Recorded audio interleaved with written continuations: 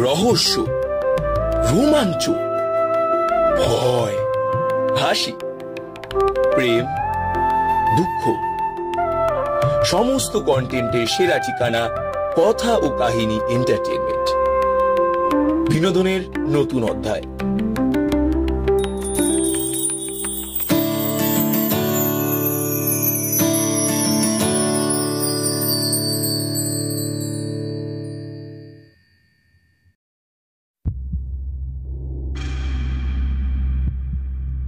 এই নিশ্ছিদ্র অন্ধকারের মধ্যে কে হেঁটে আসছে? কেউ কি আমার পিছু নিয়েছে? বিষয়টা মনে হতেই একটু অস্বস্তি বোধ করলাম। দিনকাল ভালো নয়। আজকাল নিউজ পোর্টালে অনেক রকম অপ্রীতিকর ঘটনা ঘটে চলেছে। মার্ডার, কিডন্যাপ এখন অস্বাভাবিক কিছুই নয়। ব্যাপারটা বুঝে নিতে বেশিক্ষণ লাগলো না। যদি ছুরি বা ওই জাতীয় কিছু সঙ্গে থাকে, আশেপাশে তো জনমানবের চিহ্নও নেই। এই লোডশেডিংয়ে কেউ নিশ্চয়ই অন্ধকারের মধ্যে হেঁটে চলে বেড়াবে না। তাই চিৎকার করা বৃথা। মনে মনে নিজেকে প্রস্তুত করে নিলাম। কি করা উচিত আমার? পকেট থেকে ফোন বের করলাম। ফ্ল্যাশ লাইট অন করতে যাব, হঠাৎ ফোনের সুইচটাই অফ হয়ে গেল। এই যা, যেটুকু ভরসা পেয়েছিলাম তাও নিমেষের মধ্যে হারিয়ে গেল। এবার একটু ভয় লাগলো আমার। তবে মুহূর্তের মধ্যে সেই ভয়টাকে অগ্রাহ্য করে পিছন ফিরে বেশ জোরে চিৎকার করে উঠলাম, কে কে ওখানে?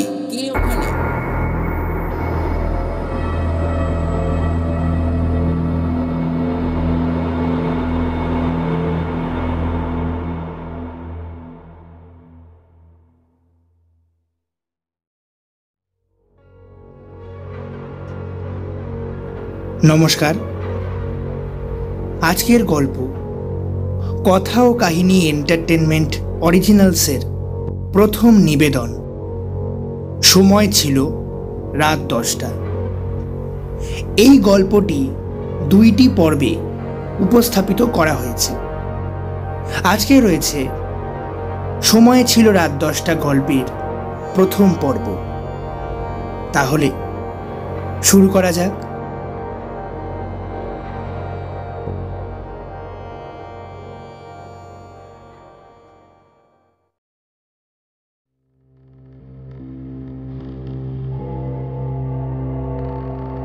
আচ্ছা, অশরীরী বলে সত্যি কি কিছু আছে? আমরা তো বইতে অনেক রকম ভৌতিক গল্প পড়ে থাকি, শুনেও থাকি কারোর কারোর কাছে, কিন্তু ঠিক বিশ্বাসযোগ্য হয়ে ওঠে না, তাই না? কিন্তু আজ থেকে ঠিক 2 বছর আগে আমার সঙ্গে ঘটে যাওয়া একটা ঘটনা আমাকে প্রবলভাবে নাড়া দিয়েছে। আমি এখনো বিশ্বাস অবিশ্বাসের দোলাচলে দুলে চলেছি ক্রমাগত।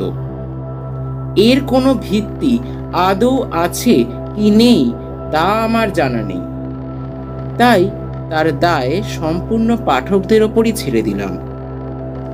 বিশ্বাস অবিশ্বাস সবটাই তাদের কাছে। যাই হোক, বেশি বিবরণ না দিয়ে সোজাসুজিই বলছি। তবে ঘটনাটি বলবার আগে আমার পরিচয়টা আগে দিয়ে নিই। আমি সায়ন্তন বসু, কলকাতা বিশ্ববিদ্যালয় অনার্সের ছাত্র। টুকটাক লেখালেখি করি, আর গান বাজনার শখ তো আছেই। এই যা, পরিচয়টা দিলাম আমার এই জন্য যে ঘটনাটি ঘটেছে আমার এক বন্ধুকে ঘিরে। তার নাম রক্তিম। আমরা একই বিশ্ববিদ্যালয়ে পড়ি। আমি এখনো পড়ছি, কিন্তু সে তার ঠিকানা এখন হয়তো অন্য কোথাও।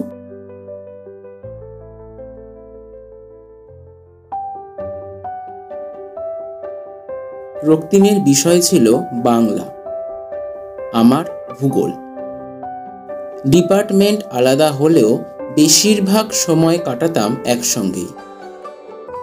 কারণ রক্তিম ছিল আমার মিউজিক পার্টনার। ইউনিভার্সিটি ফেস্টে টুকটাক শো করতাম আমরা।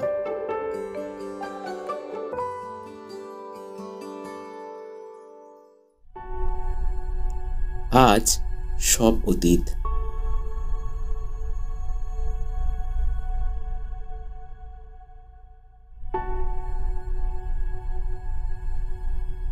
সেদিনটা ছিল গুড ফ্রাইডে। স্বভাবতই কলেজ ইউনিভার্সিটি সবই বন্ধ সেদিন। আমার হঠাৎ ইচ্ছা হলো যে সন্ধেবেলা রক্তিমের বাড়ি গিয়ে মিউজিক প্র্যাকটিস করব।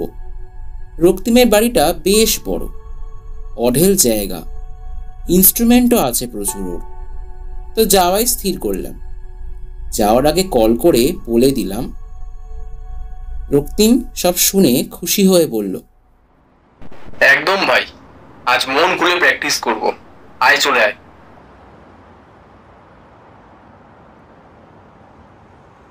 দিনটা ছিল শুক্রবার। সম্ভবত সেদিন অমাবস্যা ছিল, কারণ চাঁদের কোনো দেখা মেলেনি। সন্ধ্যে 7টা নাগাদ চলে গেলাম রক্তিমের বাড়ি। রক্তিমের বাড়ি রিজেন্ট পার্ক এলাকায়। বাড়ি থেকে একটা বাসই যথেষ্ট, যাতায়াতের কোনো অসুবিধা নেই। কিন্তু সেদিন যে কি হলো।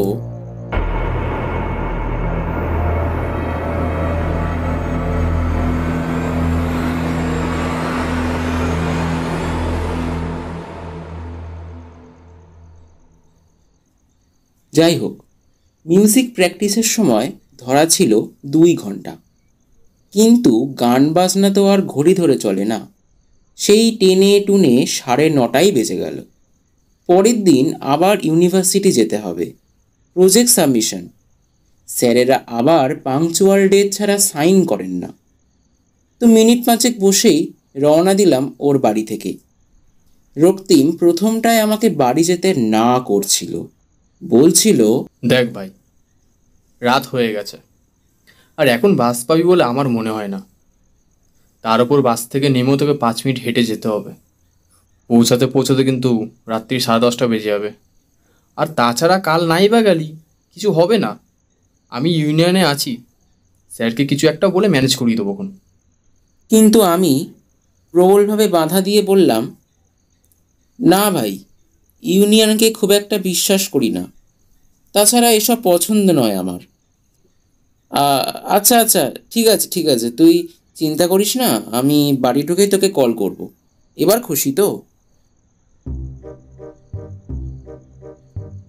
রক্তিমটা বরাবরই একটু রকচটা, তার ওপর আবার ইউনিয়ন করে। তাই ওকে রাগাবার সুযোগ না দিয়েই মাথা ঠান্ডা করে দিলাম। তাও একটু গাইগুই করছিল, কিন্তু আমি পাত্তা না দিয়ে বেরিয়ে এলাম।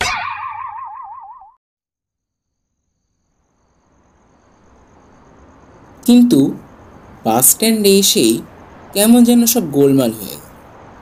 মাথা থেকে বেরিয়ে গিয়েছিল, আরে আজ তো ছুটির দিন, গাড়ি ঘোড়া কমই থাকবে। ঠিক তাই, একটাও বাস নেই। অটো যাচ্ছে, কিন্তু রিজার্ভ। কি করি একবার ভাবলাম। রক্তিম ঠিকই বলেছিল, ওর কথাটা শুনলেই পারতাম। কিন্তু পরক্ষণেই সেই ভাবনা উড়ে গেল মন থেকে। পকেট থেকে ফোন বার করে র্যাপিডো অ্যাপে ঢুকতে যাব, দেখি নো কানেকশন। মুখ দিয়ে অস্পষ্ট একটা গালাগালি বেরিয়ে এলো। কিন্তু গালাগাল কি আর সমস্যা সমাধান করতে পারে? সারাদিন ছুটি পেয়ে FB ইনস্টা ঘেঁটে 100% কোটা পুরো খেয়ে ফেলেছি। এখন ফোনটাকে মনে হচ্ছে জল ছাড়া মাছের মতো। ফোনটাকে পকেটে পুরে অগত্যা দাঁড়িয়ে রইলাম। ভগবান এতদিন পর আজকে আমাকে বাগে পেয়েছে, এত সহজে কি আর ছাড়বে? তবে বেশিক্ষণ দাঁড়াতে হলো না। অবশেষে হেলে দুলে একটা বাস এসে দাঁড়ালো আমার সামনে। এই বাসটা আমার বাড়ির রাস্তার ওপর দিয়ে যায়। উঠে পড়লাম। বাসটা প্রায় ফাঁকা, 4-5 লোক বসে বসে ঝিমোচ্ছে। বুঝলাম এটাই লাস্ট বাস। আমিও বসে পড়লাম জানলার ধারে, একটা সিটে। চোখটা হালকা লেগে এসেছিল। কন্ডাক্টরের চিৎকারে বুঝতে পারলাম স্টপেজ এসে গেছে। ঢুলু ঢুলু চোখে বাস থেকে নেমেই আমি অবাক হয়ে গেলাম। চোখ রোগড়ে বড় বড় চোখ করে তাকিয়ে দেখি পুরো এলাকা লোডশেডিং। যে বাসটা আমাকে নামিয়ে দিয়েছিল তার পিছনের লাল আলোটা দূরে মিলিয়ে যাচ্ছে ওই অন্ধকারের মধ্যে। মনে মনে ভাবলাম, আজ শুরু থেকেই সব বিচিত্র ঘটনা ঘটছে। রাস্তায় গাড়ি ঘোড়া কম, ফোনের নেটওয়ার্কও নেই, এদিকে লোডশেডিং। গুড ফ্রাইডে বোধহয় আর বেশিক্ষণ গুড থাকবে বলে মনে হচ্ছে না। পকেট থেকে ফোন বের করে ফ্ল্যাশ লাইট জ্বালিয়ে হাঁটতে লাগলাম। তাড়াতাড়ি বাড়ি ফিরতে হবে। হন হন করে হাঁটছি, ঠিক এমন সময় মনে হলো আমার পেছন পেছন কে যেন হেঁটে আসছে। ভারী জুতোর শব্দ, আমার পায়ে স্যান্ডেল, তাই আওয়াজের ফারাকটা ধরতে পারলাম। এই নিশ্ছিদ্র অন্ধকারের মধ্যে কে হেঁটে আসছে? কেউ কি আমার পিছু নিয়েছে? বিষয়টা মনে হতেই একটু অস্বস্তি বোধ করলাম। দিনকাল ভালো নয়। আজকাল নিউজ পোর্টালে অনেক রকম অপ্রীতিকর ঘটনা ঘটে চলেছে। মার্ডার, কিডন্যাপ এখন অস্বাভাবিক কিছুই নয়। ব্যাপারটা বুঝে নিতে বেশিক্ষণ লাগলো না। যদি ছুরি বা ওই জাতীয় কিছু সঙ্গে থাকে, আশেপাশে তো জনমানবের চিহ্নও নেই। এই লোডশেডিংয়ে কেউ নিশ্চয়ই অন্ধকারের মধ্যে হেঁটে চলে বেড়াবে না, তাই চিৎকার করা বৃথা। মনে মনে নিজেকে প্রস্তুত করে নিলাম। কি করা উচিত আমার? পকেট থেকে ফোন বের করলাম। ফ্ল্যাশ লাইট অন করতে যাব, হঠাৎ ফোনের সুইচটাই অফ হয়ে গেল। এই যা, যেটুকু ভরসা পেয়েছিলাম তাও নিমিষের মধ্যে হারিয়ে গেল। এবার একটু ভয় লাগলো আমার। তবে মুহূর্তের মধ্যে সেই ভয়টাকে অগ্রাহ্য করে পিছন ফিরে বেশ জোরে চিৎকার করে উঠলাম, কে কে ওখানে?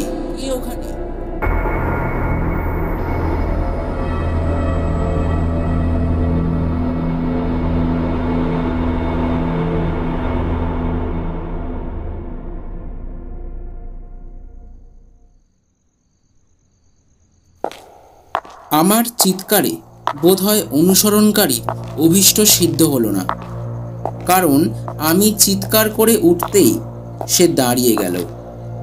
ফের চিৎকার করেই বলে উঠলাম, দেখো, পিছু নিয়ে লাভ নেই। যদি সাহস থাকে তাহলে সামনে এসে দেখাও।